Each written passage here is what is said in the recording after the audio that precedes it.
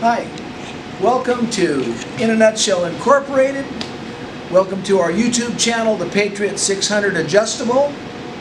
We're in beautiful Nampa, Idaho, and it is March the 25th, 2023. We hope that you have watched already our videos. We have approximately 6 videos where we, back in May the 5th of 2022, we put together several videos where we process catapa nuts, and those catapa nuts came from the island of Puerto Rico, from Alexandra and Laura there in Puerto Rico. They have a project going on there that they have been working on. They bought one of our machines after we made the 6 videos, and they were very encouraged. And at that time, if you watched our videos, you could see that we were not able to de-hole the nut as fast as we could crack them. So it just took a great deal of time for de-holing. We suggested at that time that if we would speed up the RPMs of our machine, then we could have a, we suggested that it would process those nuts in the de-holing process at 5/8 of an inch much quicker. We just ran 80 nuts, which is 1 pound. 80 nuts is basically 1 pound of nuts. This is a pound of nuts. Basically 80 nuts is a pound. We have in this bucket 5 pounds of nuts.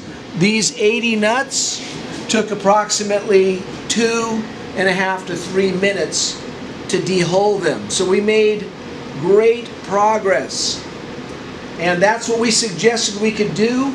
I want to tell you a little bit about the machine.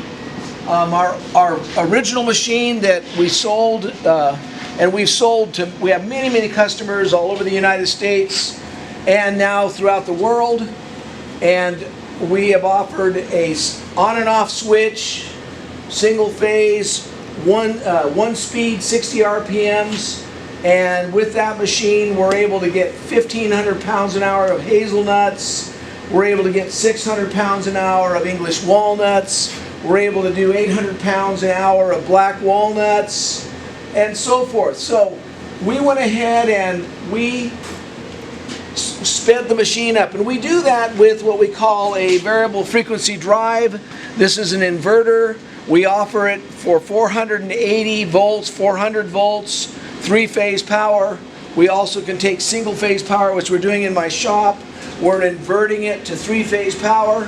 We're running a 2-horsepower motor where we still get the same amount of torque that we're getting when we're cracking with a 1-horsepower. Now, the way that this machine works is it works off of the hertz of the motor. So we've just turned the machine on. We're going to start out here. It's going to crank up to 60 hertz or 60%. And I have a potentiometer here on the front of this machine, and I'm going to turn it down to 60 RPMs at 20 hertz. And that's the speed that we run our other machines at. Now, we have a 5-to-1 gear ratio on this machine. It has a potential of 330 RPMs. And so when I go up to 60 hertz, I'm at 200 RPMs. So we're at 200 RPMs. And at that 200 RPMs, we ran 1 pound of catapas, and it took 3 minutes to bring them down to the size to crack. In 3 minutes. 100. Now, when you're only running a small amount of nuts, what's happening is this machine operates off of gravity. And that gravity, obviously, the more nuts you put into the hopper, the more nuts you have available to run, it's going to cause those nuts to process through the machine. So, we're going to go ahead now. We're up to 200 RPMs, 60 hertz, and we suggested that it would go faster. We've already proved that.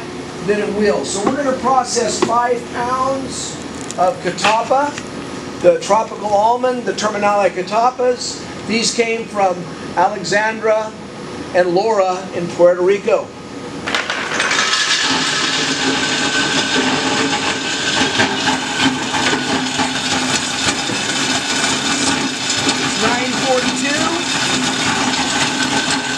$9.43 right now.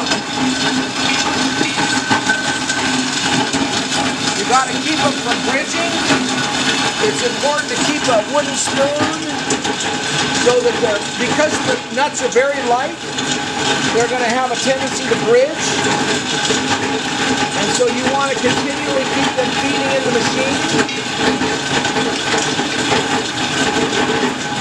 And you can help them go through by a little bit of pressure, making sure that they're in the cracking chamber. You don't have to do this normally with a hazelnut because of their size, or an English walnut. They tend to feed through the machine by themselves, but you're always going to have a little bit of bridging, so you want to make sure that you do not bridge while you're processing.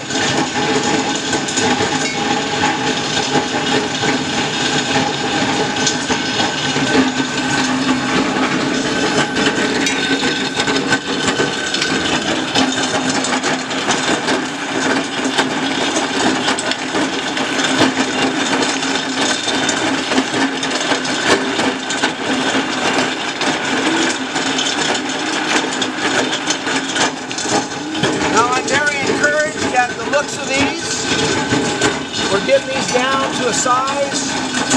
Some of them are very oddball looking, but most of them turn out round and they'll be ready to crack. And the byproduct, don't fool yourself, that byproduct's worth some money. Don't ever throw your byproduct away. Try somehow to use your byproduct.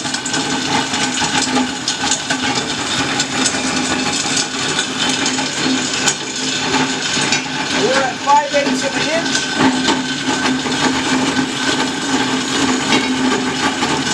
We've got 2 minutes of processing now.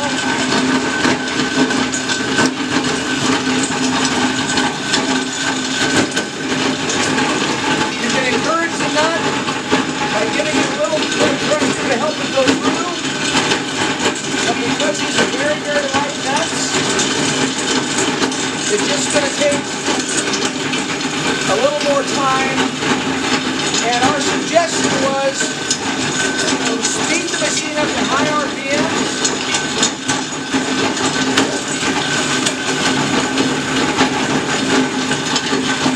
Because the nuts are so light, they do take time to get through the machine. But I'm very encouraged by what I'm seeing here. Some of the nuts have already shelled out.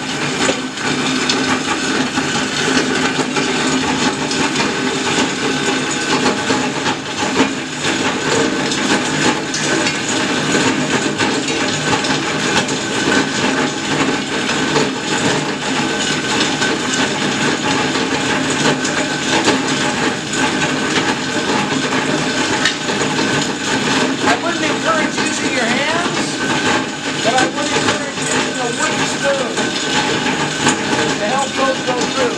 You got to remember that this is an experiment. We put the combination of a variable frequency drive, so you have a range of RPMs from 60 to 200 RPMs. This is important to know. We also have a machine that you can adjust the gap on, so the potential is just, it's incredible.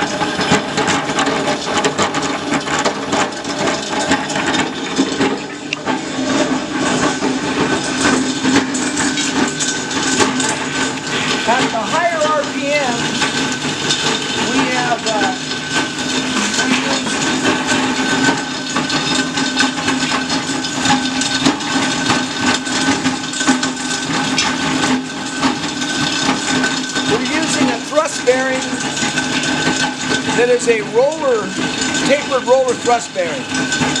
And this allows us to crack at the higher RPMs. Our machines normally go out with a bronze